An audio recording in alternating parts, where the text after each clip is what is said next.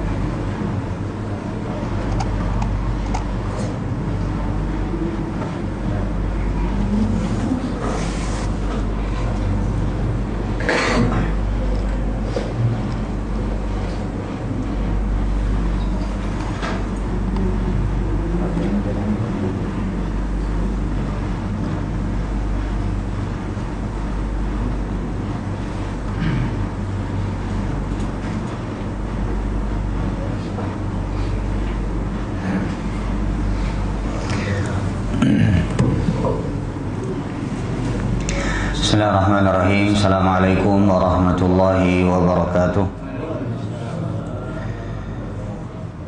Alhamdulillahirabbil alamin wa bihi nasta'inu ala umuri dunya waddin. Wassalatu wassalamu ala asyrafil anbiya'i wal mursalin wa ala alihi wa sahbihi ajma'in. Amma ba'd. Ma'asyiral muslimin dan muslimat rahimani wa rahimakumullah jami'an. Alhamdulillah, kita bersyukur kepada Allah Subhanahu wa taala atas semua nikmat yang Allah berikan kepada kita semua, nikmat iman, nikmat Islam, nikmat kita bisa bermajelis di majelis ilmu di rumah di antara rumah-rumah Allah, yang semoga Allah jadikan majelis kita ini adalah majelis yang diberkahi oleh Allah Azza wa Jalla, dan semoga Allah Subhanahu wa taala menjadikan kita orang-orang yang termasuk ke dalam sabda Nabi sallallahu alaihi wasallam, man salaka tariqan yaltamisu fihi ilman sahalallahu lahu bihi tariqan il jannah. Barang siapa yang meniti jalan para penuntut ilmu, maka Allah akan mudahkan baginya jalan menuju surganya Allah Azza wa Jalla.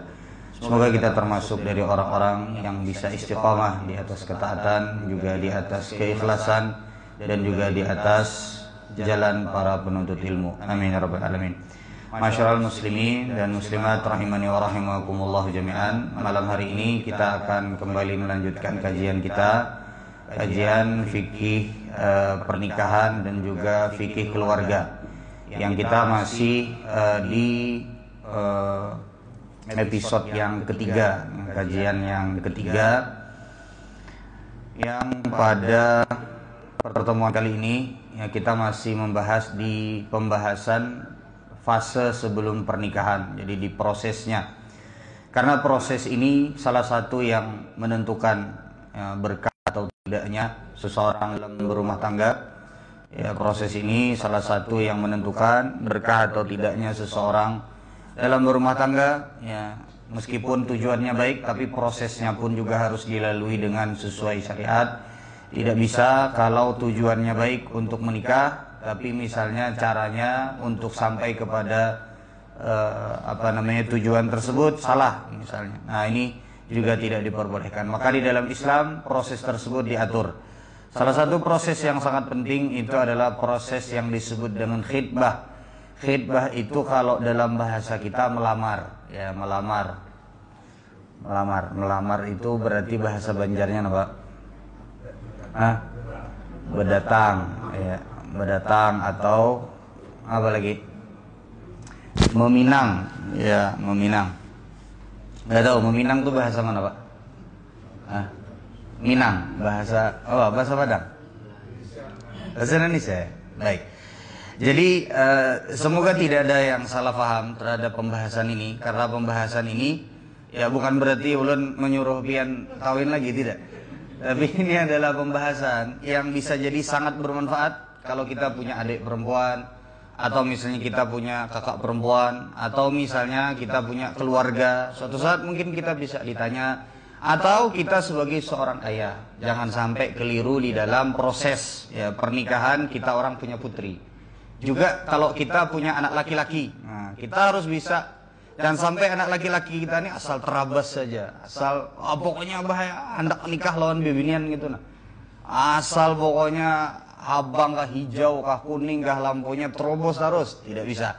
Kita harus kasih tahu, dan ini adalah salah satu ilmu yang harus kita fahami bersama, ya bukan hanya untuk orang yang akan melangsungkan pernikahan atau punya niat untuk menikah, tapi kita yang punya tanggung jawab terhadap orang yang kita bimbing, baik itu anak laki-laki apalagi anak perempuan. Nah, kita harus punya ilmu terhadap pembahasan ini. Baik, jamaah sekalian yang dirahmati oleh Allah Subhanahu wa taala, apa yang dimaksudkan dengan khitbah? Tadi kita sebut dengan apa bahasa kitanya? Melamar atau meminang, atau bahasa Banjarnya berdatang, ya betul ya Pak ya, berdatang. Nah, maka di dalam pembahasan fikih atau di dalam kitab-kitab fikih kita akan mendapati yang dimaksudkan dengan khitbah atau menikah itu yang dimaksudkan dengan khitbah atau melamar itu adalah apabila terpenuhi beberapa poin.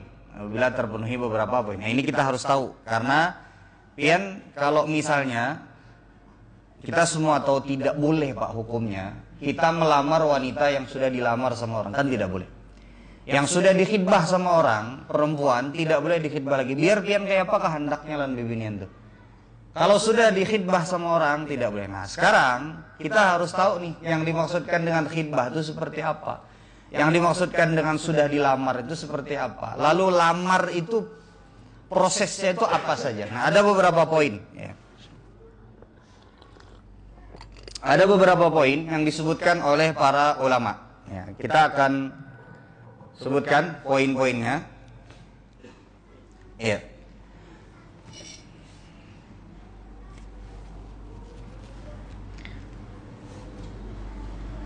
Baik. Jadi orang melamar itu ya khitbatun.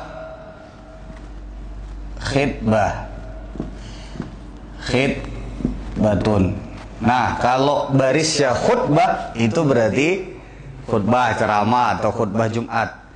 Jadi jangan sampai pian tersalah, bahasa Arab itu adalah bahasa yang sensitif. Pian tersalah harokat saja bisa salah makna. Nah, pian misalnya kepada anulah hendak khutbah satu mat misalnya ke mana. Jangan tersambat hendak khutbah satu mat. Nah, ini bahaya. Ya, jadi salah harokat saja ini bahaya nih. Baik. Jadi khitbah itu adalah ada beberapa poin dikatakan seseorang itu sudah melamar. Satu, Pak.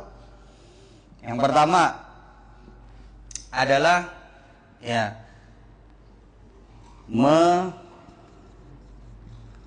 mengutarakan ya keinginan untuk menikah. Jadi mengutarakan keinginan untuk menikah. Itu satu. Jadi yang namanya melamar itu adalah pian mengutarakan keinginan untuk menikah. Bisa dimengerti sampai sini, Pak? Baik. Yang kedua adalah pertanyaannya kepada siapa? Kepada siapa? Bisa kepada wanita atau kepada walinya, atau siapa saja yang bertanggung jawab terhadap wanita tersebut. Misal kalau ada abahnya, berarti pian datang melamar itu kepada siapa? Abahnya. Kalau dia sebatang kara hidup di dunia ini, tidak ada siapa-siapa, berarti langsung kepada wanita tersebut. Maka orang itu disebut melamar kalau arah lamarannya itu sudah diutarakan kepada yang berwenang. Kalau pian cuman mengutarakan lamaran itu, misalnya kan tadi salah satu yang disebut melamar itu adalah mengutarakan keinginan untuk menikah. Tapi yang pian utarakan keinginan untuk menikah itu kepada tetangganya. Tetangganya tidak ada hubungannya sama sekali. Bisa dimengerti sama sekali. Atau kepada temannya. Atau juga mungkin kepada teman pian, kepada kawan pian. Pian hendak misalnya menikah dengan wanita tertentu, lalu pian bepadah mengutarakan keinginan untuk menikah dengan teman dekat pian. Aku ada pengerencana hendak menikahi wanita tersebut. Aku melamar wanita tersebut. Mengutarakan keinginan untuk menikah misalnya. Nah, cuman diutarakannya kepada yang bukan pada tempatnya, arahnya salah. Pian mengutarakan kepada itu tidak bisa disebut sebagai melamar. Bisa dimengerti sampai sini, Pak? Baik. Jadi melamar itu mengutarakan niat untuk menikah, kemudian juga kepada siapa? Nah, kepada wanitanya atau kepada walinya. Baik. Kemudian yang berikutnya, ya, jadi meminta, ya, mengutarakan atau meminta. Ya. Kemudian yang berikutnya, yang ketiga, ini sebenarnya sudah bisa dikatakan melamar. Ya, bisa dimengerti seperti Pak? Dua faktor ini sebenarnya sudah bisa dikatakan orang itu melamar. Tapi ada satu tambahan lagi. Ya. Kalau dia itu diterima, ya, lamarannya atau diterima keinginannya, maka ada tambahan hukumnya. Kalau diterima, ya, permintaannya, maka berarti, ya, kalau sudah sampai diterima permintaannya, hukumnya itu ada tambahannya. Apa tambahan hukumnya? Tidak boleh dilamar oleh laki-laki lain. Nah, kalau sudah sampai sini, tidak boleh dilamar oleh laki-laki lain. Baik, sudah bisa dimengerti sampai sini, Pak?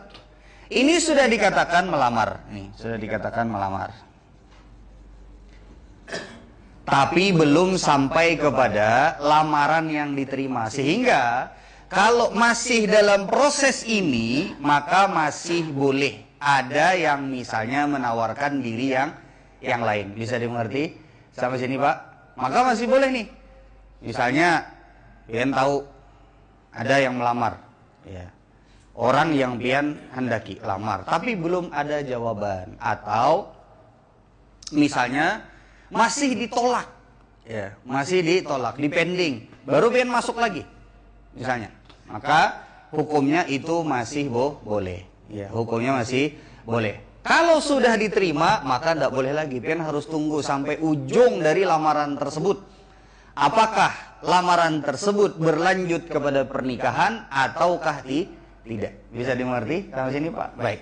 Jadi kalau ini sudah bisa disebut melamar, ya, tapi ya masih belum resmi.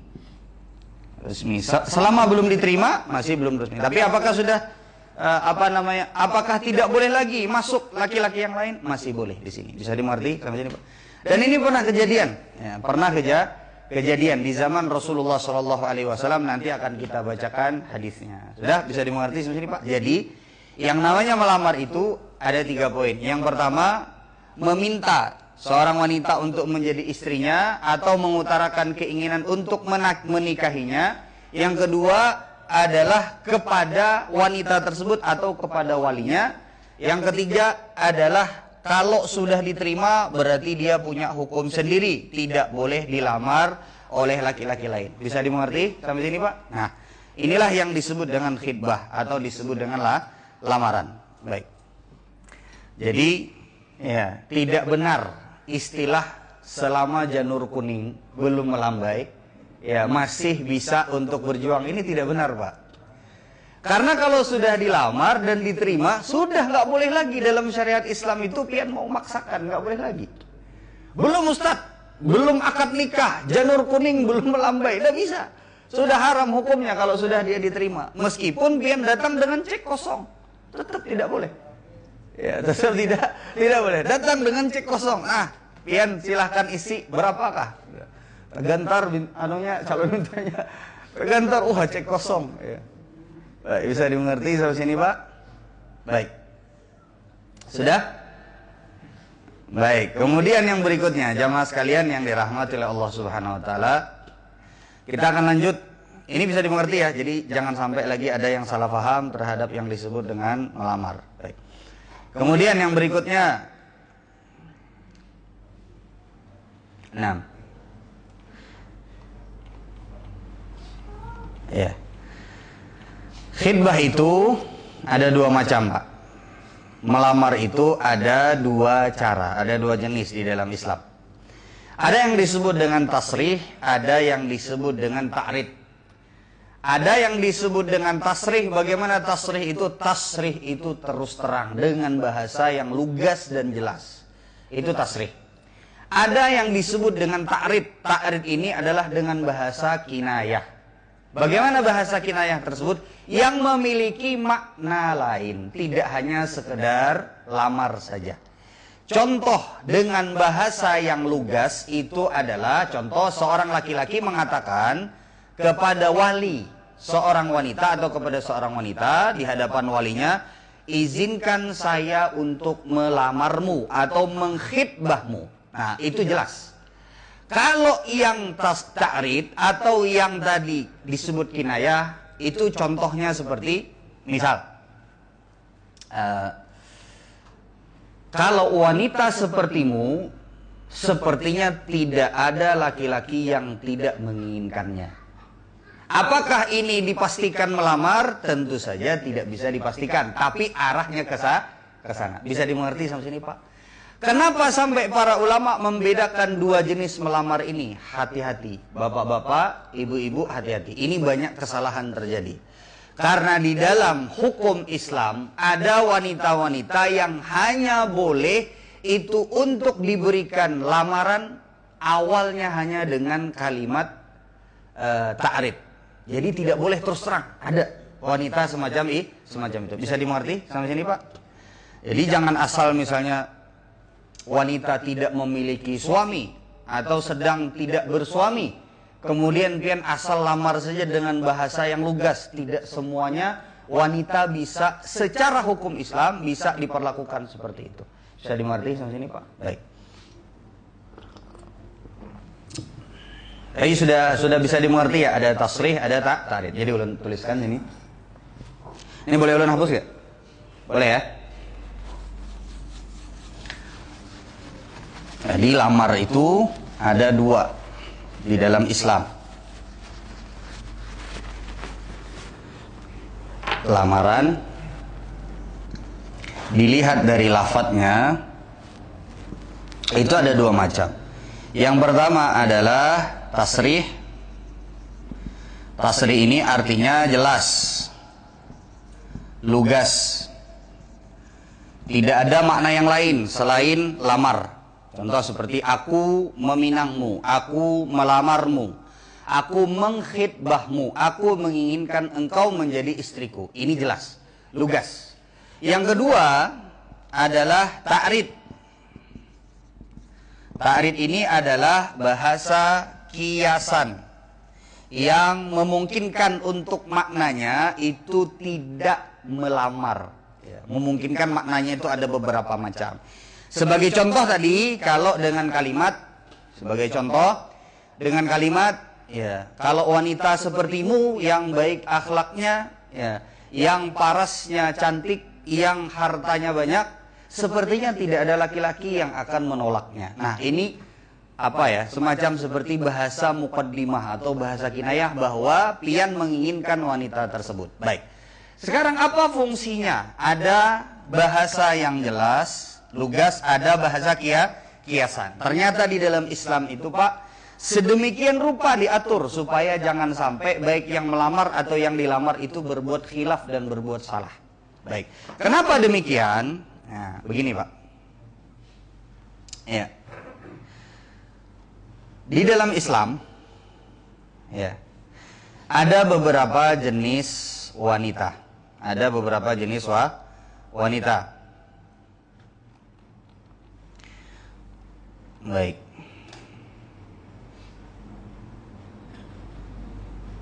Nah, boleh ulun hapus ini, Pak? Boleh ya. Jadi intinya kalau pian mau melamar itu bisa dengan dua cara. Yang pertama adalah tasrih, yang kedua adalah dengan ta'rid. Tapi ada wanita-wanita yang hanya boleh ta'rid. Baik. Begini, Pak. Wanita itu ada beberapa macam di dalam Islam secara hukum lamar-melamar. Yang pertama adalah yang belum dilamar dan belum pernah menikah. Belum pernah menikah. Maka ini boleh, baik itu dengan kalimat yang jelas ataupun dengan kalimat yang dengan kalimat yang kiasan, itu boleh. Tapi kebanyakannya kalau di fase wanita semacam ini kebanyakannya lebih menggunakan yang jelas. Di dalam Islam boleh. Misalnya pian di muqaddimahi terlebih dahulu dengan seperti tadi, bolehlah. Misalnya aku datang ke rumah kuitan ikam, ya, bolehlah misalnya seperti itu. Ini itu menunjukkan, ya, datang itu bisa jadi misalnya ngopi bareng, bisa jadi kan bisa jadi, atau datang itu hendak memendirakan sananya anak nukari tanah kuitannya misalnya, bisa jadi kan, bisa jadi juga melamar. Nah itu disebut dengan kinayah ta'rid. Tapi bisa jadi dengan kalimat aku ingin melamarmu, izinkan aku datang ke rumah orang tuamu. Atau pian bepada dengan kakak laki-lakinya, bang bolehlah ulun melamar ading pian yang bibinian itu, ulun hendak bertamuan lawan kuitan pian. Ini sudah jelas berarti, bisa dimengerti seperti ini, Pak. Nah kalau untuk fase ini boleh ya dengan ta'rid, ya, boleh dengan ta'rid, boleh juga dengan tasrih. Ini boleh, Pak. Mau itu dengan kalimat yang kinayah atau dengan kalimat yang jelas juga boleh, karena dia free, ya. Tidak ada ikatan hukum dengan wanita tersebut dengan laki-laki yang lain. Bisa dimengerti? Sampai ini, Pak. Baik. Yang kedua adalah, ya, yang kedua, kalau wanita tersebut, ya, kalau wanita tersebut, nah,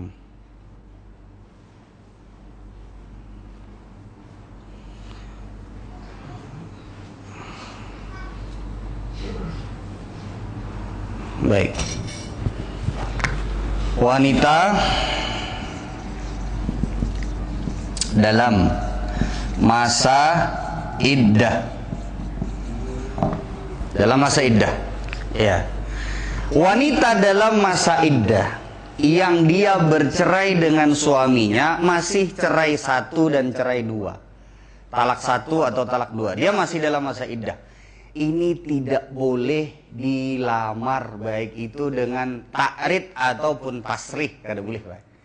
Ada wanita dia baru bercerai dari suaminya masih dalam masa iddah, itu tidak boleh didekati. Bisa dimengerti sampai sini, Pak? Misalnya kan iddahnya perempuan yang bercerai itu 3 kali haid. 3 kali haid kalau sudah bersih, nah tidak boleh tuh pian tuh. Dalam masa dia 3 kali haid tersebut tidak boleh tuh. Karena bila habis masa iddah hikam, bolehlah aku berilang ke rumah mendatangi abah hikam. Itu kada boleh. Saya dimengerti sampai sini, Pak? Sampai betul-betul dia terputus dari suaminya, sampai dia selesai dari masa iddahnya. Ini wanita dalam masa iddah nih. Kalau talak 1 atau 2, maka tidak boleh dilamar. Nggak boleh, Pak. Baik itu dengan tasrih ataupun ta'rid, tidak boleh. Ya, bisa dimengerti sampai sini? Jangan lagi ada yang melamar wanita yang baru saja bercerai dengan suaminya. Tidak boleh, Pak. Ini haram hukumnya. Meskipun dengan bahasa kiasan, tetap tidak boleh dengan bahasa kiasan. Baik. Kemudian yang berikutnya, ya.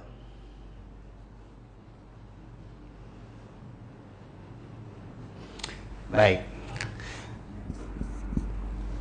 Kalau masa iddahnya oleh wanita yang, perhatikan di sini, yang talaknya 3, jadi talak pertama rujuk, talak kedua rujuk, kemudian talak 3. Talak 3 ini sudah kata publik lagi, Pak. Kecuali kalau wanita tersebut menikah dahulu dengan laki-laki lain. Baru kemudian kalau dia bercerai lagi, baru boleh dibuliki oleh suaminya yang pertama. Ini ngalih benar talak 3 ini. Makanya jamaah sekalian jangan asal mengucapkan kalimat talak. Ibu-ibu, para wanita juga jangan asal-asalan minta talak kepada suami. Kalau pina suami khilaf, lalu habis itu bingung betakulan Ustadz kayak apa nih? Kayak apa nih? Suami ulun, karena ulun paksa juga akhirnya mentalak. Suaminya takutan juga ulun bininya, bila kada mentalak aku bunuh diri nah aja. Ada, Pak, kasus seperti itu, Pak. Akhirnya suami jadi kayak terpaksa, maka lading sudah di tangan misalnya. Iya serius, Pak, ini betulan pertanyaan ada masuk ya. Bukan ke ulun saja, tapi ke grup ustadz-ustadz. Jadi tahu semuanya gitu loh. Ada yang semacam itu. Nah, kalau talaknya itu sudah talak 1 rujuk, talak 2 rujuk, talak 3. Kalau wanita itu dalam masa iddah talak 3, maka boleh dengan ta'rid. Bahasa kiasan boleh, Pak. Masih dalam masa iddah, tapi talaknya di talak 3. Dia sudah talak bain, tidak bisa lagi kembali kepada suaminya. Maka boleh, kalau pian mau curi start terlebih dahulu. Sebelum laki-laki lain misalnya curi start, pian berdahulu. Datang kepada abahnya, misalnya Pak Haji, anak pian tuh talak 3 kah lawan lakinya, misalnya, ya, jar Pak Haji, ikam semalam bermasalah. Bolehlah, kaina ulun datang ngopi-ngopi ke wadah pian, misalnya. Kalau sudah selesai, itu kan tadi tidak menyebut bahwa dia akan melamar. Boleh apa tidak? Boleh. Bisa dimengerti sampai sini, Pak. Tapi kalau dalam keadaan talak 3 tersebut, kemudian pian datang bepadah dengan bahasa yang lugas, Pak Haji, ulun melamar anak pian nang talak 3 sama lakinya. Ulun melamar anak pian. Boleh apa tidak? Tidak boleh, Pak. Karena di dalam syariat Islam, kemungkinan besar wanita tersebut kalau dia menginginkan laki-laki yang melamarnya dengan sorih tadi, dengan tasrih, bisa jadi dia mendustakan masa iddahnya. Masa iddahnya belum tuntung, lalu kemudian daripada kenainya bepaling dari aku, baik aku bepadah misalnya tuntung sudah masa iddahnya, padahal belum selesai. Bisa dimengerti sampai sini, Pak? Bisa dimengerti. Dan masa iddah itu wanita yang tahu, karena berkaitan dengan haid. Berkaitan dengan haid. Yang tahu selesai haidnya kapan, bersihnya dia kapan, haidnya dia kapan, itu adalah wanita tersebut sendiri. Bisa dimengerti sampai sini, Pak? Jadi boleh curi start pian-pian, ya. Boleh misalnya, ini sudah diikuti ya, sudah di stalking misalnya, ini, talak 3 ini dengan sudah diikuti beritanya, bahkan misalnya datang ke pengadilan agama pian kayak paparazi juga, hakim tawakah minta datanya itu dari kapan sampai kapan misalnya selesainya perceraiannya, misalnya seperti itu. Nah, baru kemudian pian masuk. Oke, Pak Haji, saya nanti kalau sudah jangan ke lain dulu pian lah. Ulun dulu hendak datang ya, mungkin ngeteng-ngeteng ngopi-ngopi, kita makan pisang goreng. Karena ulun bawakan makanan kesukaan pian, misalnya seperti itu. Nah, sudah bisa dimengerti seperti ini, Pak? Oke. Sudah. Kemudian yang berikutnya, jamaah sekalian, rahimani wa rahimakumullah jami'an. Ya.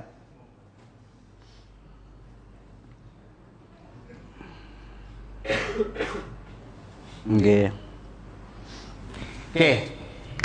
Yang berikutnya adalah kalau wanita itu dalam masa iddah tapi perpisahannya dengan suami akibat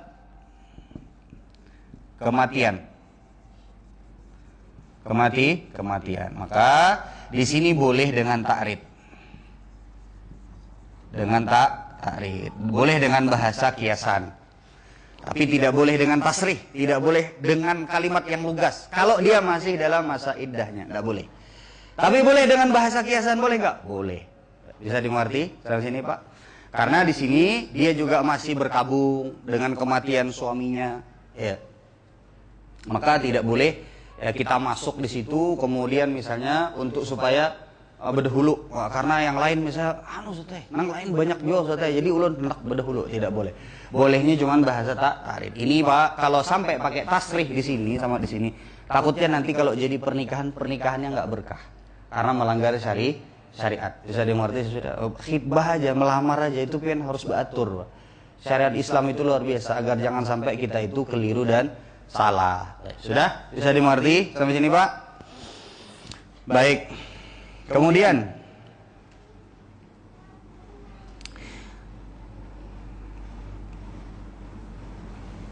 baik.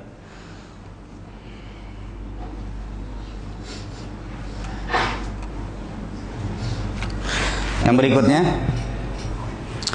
syarat bolehnya melamar. Belum hapus ya? Hapus ya, tapi ini paham ya, bisa dimengerti ya. Baik. Paham belakang Bang Agus, paham Agus? Oh iya deh. Baik, kemudian, nah ini penting Pak, syarat lamar melamar, syarat sahnya lamar melamar. Ada dua Pak syaratnya. Syarat sahnya lamar melamar. Syarat sah lamar melamar.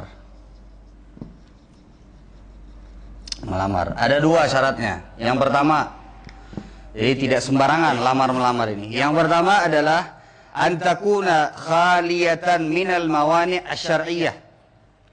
Jadi ya, wanita yang dilamar,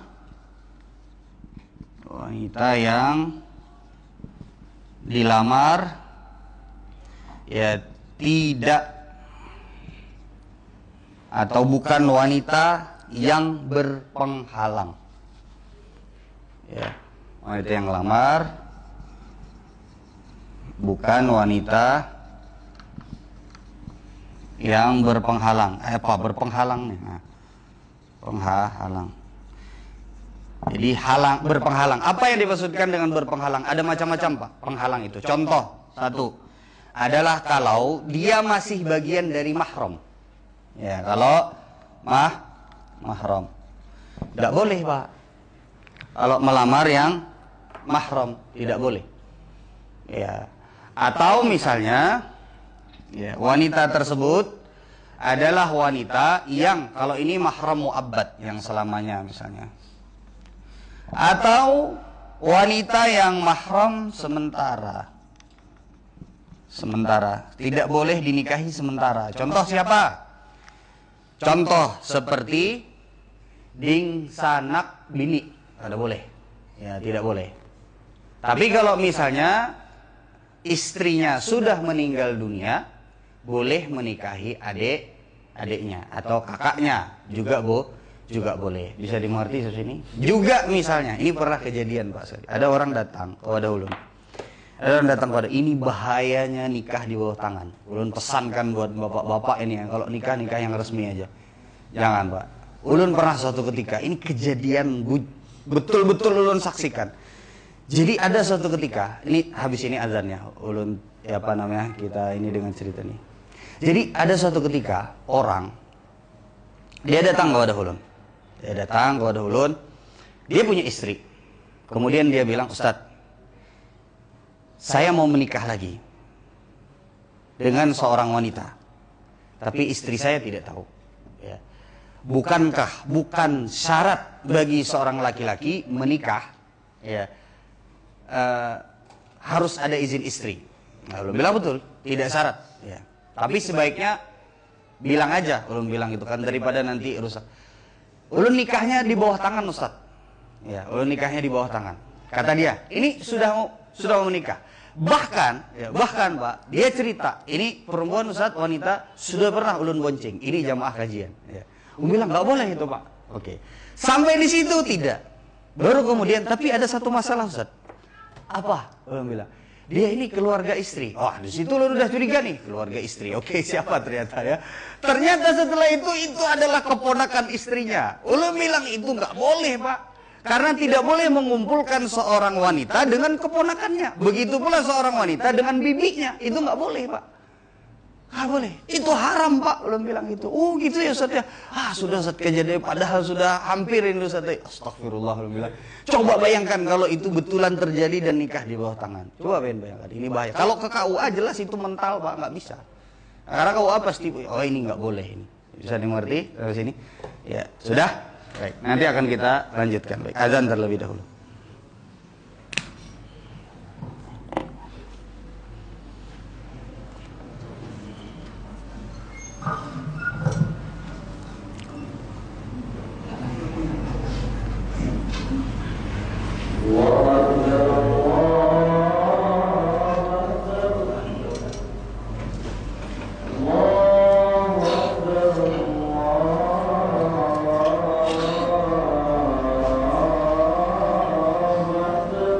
Allahu Akbar.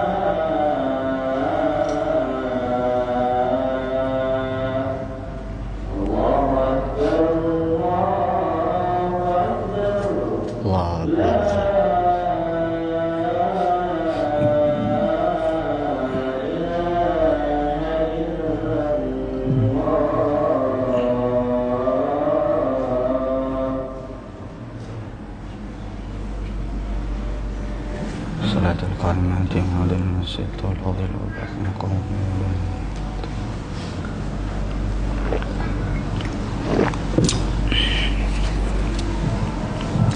Bismillah wassalatu wassalamu ala Rasulillah wa ala alihi wa sahbihi ajma'in, amma ba'd. Baik, jemaah sekalian rahimani wa rahimakumullah jami'an. Jadi syarat sah lamar-lamar itu ada dua. Yang pertama adalah wanita yang dilamar bukan wanita yang berpenghalang untuk dilamar. Sebagai contoh tadi adalah mahram selamanya atau mahram sementara, atau juga misalnya adalah wanita yang masih berstatus sebagai istri orang. Ini ya tidak boleh ya dilamar. Ya, ini tidak boleh dilamar, baik ini ta'rid ataupun tasrih. Tadi juga yang masih dalam masa iddah. Baik. Kemudian yang kedua, yang juga tidak boleh dilamar atau wanita yang dilamar bukan wanita yang berpenghalang. Yang kedua ini adalah wanita yang dilamar ya bukan ya yang sudah dilamar. yang sudah dilamar laki-laki lain dan lamarannya sudah diterima, ya, dan lamaran sudah diterima. Karena kalau belum diterima masih boleh. Baik. Apa dalilnya, Pak? Ya, dalam sebuah hadis yang pertama, Rasulullah Shallallahu Alaihi Wasallam mengatakan, la yakhtubu ahadukum ala khitbati akhihi. Tidak boleh seorang dari kalian mengkhitbah, melamar seorang wanita yang sudah dilamar oleh sesama saudara muslimnya. Ini hadis yang sahih, diriwayatkan oleh Imam Bukhari dan Imam Muslim. Jadi kalau sudah dilamar, ya, kemudian sudah diterima lamarannya, ini tidak boleh sampai pian melihat apakah wanita tersebut melanjutkan sampai pernikahan atau ternyata lamarannya berhenti, terputus. Nah, kemudian kalau seandainya belum diterima, masih boleh apa tidak? Jawabannya masih boleh. Sebagaimana di dalam sebuah hadis, ya, sebagaimana di dalam sebuah hadis. Nah, ya, sebagaimana dalam sebuah hadis, ada seorang wanita yang bernama Fatimah binti Qais. Fatimah binti Qais ini dicerai oleh suaminya. Ya. Kemudian setelah itu dikabarkan, ya, oleh Rasulullah Sallallahu Alaihi Wasallam. Jadi dikatakan oleh Rasulullah, kalau engkau sudah halal, habis masa iddahmu, kabari aku. Ya, kalau sudah habis, selesai masa iddahmu, kabari aku, kata Rasulullah SAW. Nah, ini bahasa ini kira-kira apakah untuk melamar ataukah tidak? Kira-kira, Pak. Kalau kau sudah habis masa iddahmu, kabari aku. Kira-kira gimana, Pak? Kinayah? Ya, ternyata ini betul, Pak, bahasanya kinayah. Bisa dipakai oleh orang yang ingin melamar wanita tersebut.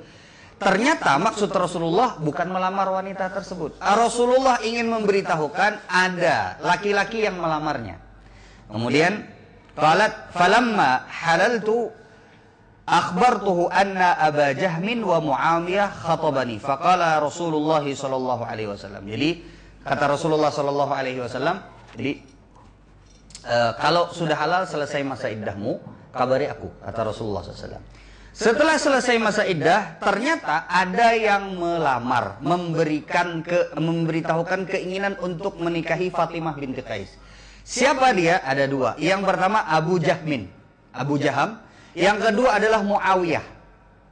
Jadi belum diterima, tapi masih mengutarakan keinginan untuk menikahi Fatimah binti Qais. Baru diutarakan tuh, aku ingin menikahimu, aku ingin menikahimu. Nah, ini menunjukkan kepada kita bahwasanya lamaran itu selama belum diterima, belum ada kesepakatan, masih boleh untuk dilamar yang lain. Buktinya di sini Abu Jahmin dengan Muawiyah, kada mungkin Umbai berdua melamar. Bisa dimengerti sendiri, Pak. Pasti ada salah satu yang duluan. Mungkin Abu Jaham atau Muawiyah. Sampailah kepada Fatimah binti Qais. Berarti kan ada dua orang yang melamar, tapi dua-duanya belum diterima oleh Fatimah binti Qais. Yang menarik, yang menakjubkan adalah jawaban Rasulullah sallallahu alaihi wasallam. Kata Rasulullah sallallahu alaihi wasallam, "Wa amma Abu Jahmin fala yadha'u 'asahu an atiqihi." Kalau Abu Jahmin, bukan Abu Jahal, Pak, ya, tapi Abu Jahmin. Ini sahabat Rasulullah sallallahu alaihi wasallam. Kalau Abu Jahmin, fala yadha'u 'asahu an atiqihi. Dia tidak meletakkan tongkatnya dari pundaknya. Kira-kira apa nih, Pak? Orang yang tidak meletakkan tongkatnya dari pundaknya apa, Pak? Hah? Apa? Ada dua tafsiran, Pak. Yang pertama adalah ya, suka memukul. Itu satu. Tidak meletakkan tongkatnya dari pundaknya, suka memukul. Yang kedua, ya, dia suka safar. Jadi rancak meninggalkan bini. Ini bubuhan angka 7 touring apa segala macam lah. Jangan kerancakan meninggalkan bini, ya. Ini sebulan meninggalkan bini misalnya. Itu ternyata sesuatu yang menjadi pertimbangan. Ini bubuhan baikar, hati-hati nih. Ya. Kalau nanti misalnya ada yang ngelamar misalnya kan, nanti misalnya ada yang betakun lan ulun, kuitannya betakun lan. Siapa? cek dulu anggota biker kata, oh anggota biker. Padahal, wah ini anggota biker Pak, ini ketujuh perjalanan Pak, yang perjalanan seminggu meninggalkan misalnya.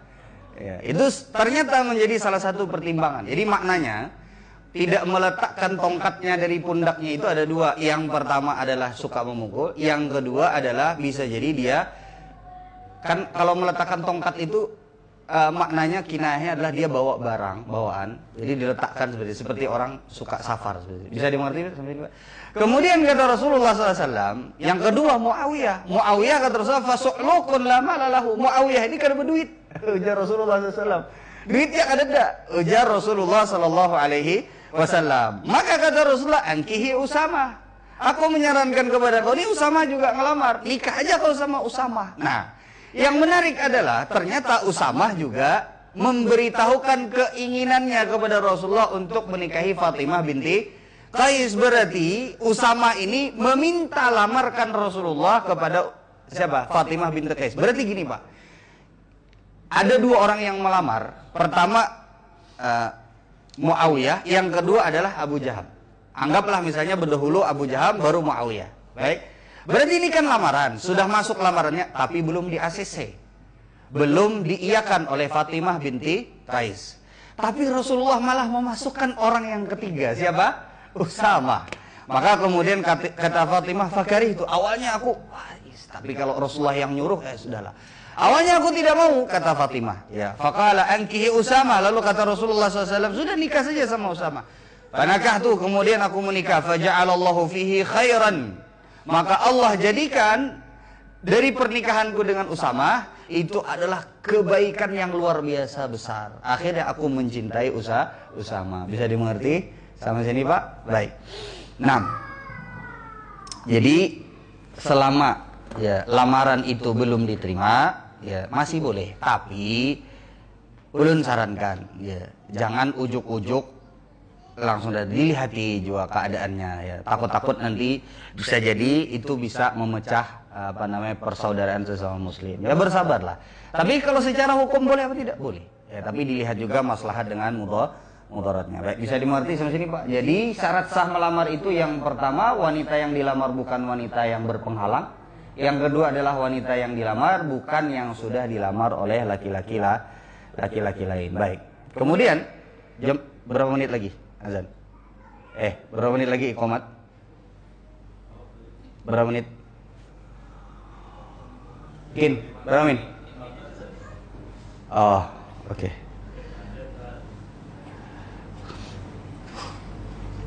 Baik. Ulun tambah satu pembahasan lagi ya. Insyaallah tidak terlalu panjang. Biar kita tutup, biar tidak berlanjut kepada pekan depan. Ulun ringkas. Boleh nggak? Ini pembahasannya. Boleh nggak orang yang sudah melamar, sudah diterima, kemudian membatalkan lamarannya? Boleh apa tidak? Atau dari pihak wanita yang membatalkan lamaran, boleh apa tidak? Jawabannya apa? Boleh. Ya, jadi baik bagi laki-laki karena yang namanya lamar-melamar itu akadnya tidak lazim. Ya, akadnya tidak lazim. Tidak harus untuk sampai terjadi pernikahan. Itu hanya sekedar pengikat saja. Tapi apakah boleh ketika seseorang sudah melamar seorang wanita, kemudian dia melihat maslahat? Ternyata misalnya saya lebih banyak mudaratnya kalau menikah dengan wanita tersebut. Misalnya ya, ada pembahasan di kalangan para ulama Pak. Ya. Lebih baik untuk tidak menikahi wanita yang cantik yang dibesarkan di lingkungan yang tidak baik. Ini ada pembahasan di kalangan para ulama. Atau menikahi wanita yang sangat terlampau kaya sekali, lebih kaya daripada kita. Ini juga tidak dianjurkan oleh para ulama. Jadi bibiniannya sugih benar. Lakiannya misalnya biasa saja. Ini rentan terjadi perceraian atau rentan terjadi perpisahan. Ya. Atau misalnya, ya, wanita itu punya kedudukan yang sangat tinggi sekali. Misalnya, ya. Sementara ini bawahannya, anak buahnya. misalnya. Ini tidak dianjurkan, meskipun apakah boleh? Boleh saja. Tapi tidak dianjurkan. Kemudian pian melihat setelah pian melamar, misalnya ternyata wanita tersebut pian pas datang ke rumahnya, ternyata wanita tersebut adalah wanita yang sugih. Ya. Ada kawan, Pak. Jadi kawan dia cerita pas menikah dengan sebelum menikah dengan bininya, ya dia tahu, lihat ya, wanita tersebut saya di kampus dan sebagainya. Pas datang ke rumahnya, ya, datang ke rumahnya, Pak, sekalinya orang sugih benar. Ya. Sekalinya orang sugih benar. Ujarnya, ulun Ustaz takajud datang. Padahal ulun cuman bermodal datang melamar itu brownies Amanda aja datang. Gijuran, Pak. Datang ke rumahnya, takajud aja disuruh masuk. Ujar ke internet, masuk. Ternyata rumahnya sangat mewah sekali. Ya, jadi seperti itu. Nah, pada saat misalnya itu terjadi, pengen melihat, kada kau aku hidup di sini. Takut-takut misalnya, ya karena dia lebih sugih, lebih dominan, usahanya misalnya lebih bagus. Takut-takut nanti dia bisa misalnya menjadi pimpinan dan kepala rumah tangga. Misalnya seperti itu. Bisa jadi seperti itu. Oke, setelah dilamar pian istikharah lagi. Sekali jadi kada kawa ini. Boleh apa tidak? Boleh. Ya. Boleh apa tidak, Boleh. Atau wanita tersebut justru, waduh, kada kawa nih kayak ini nah. Akhirnya dia membatalkan lamarannya. Boleh apa tidak? Boleh. Dan itu adalah sesuatu yang normal dan wajar. Bisa dimiliki kalau ada maslahat dan mudaratnya, maka harus dipertimbangkan. Baik. Ini yang bisa ulun sampaikan terkait dengan hukum seputar khitbah, seputar lamar-melamar. Insyaallah nanti pada pertemuan yang akan datang kita akan masuk ke dalam hukum seputar pernikahan dan akad nikah. Nah, nanti masuk ke akad nikah, baru setelah selesai terkait dengan akad nikah, baru pasca pernikahan. Setelah pernikahan, bagaimana menjalani rumah tangga secara fikih, bagaimana cara membagi nafkah, bagaimana, kemudian juga berapa ukurannya, bagaimana yang diatur oleh Islam. Nah, seperti itu insyaallah akan kita bahas nanti. Dan semoga yang sedikit ini bermanfaat. Kita tutup dengan doa kafaratul majelis. Subhanakallahumma wa bihamdika asyhadu an la ilaha illa anta astaghfiruka wa atubu ilaik. Assalamualaikum warahmatullahi wabarakatuh.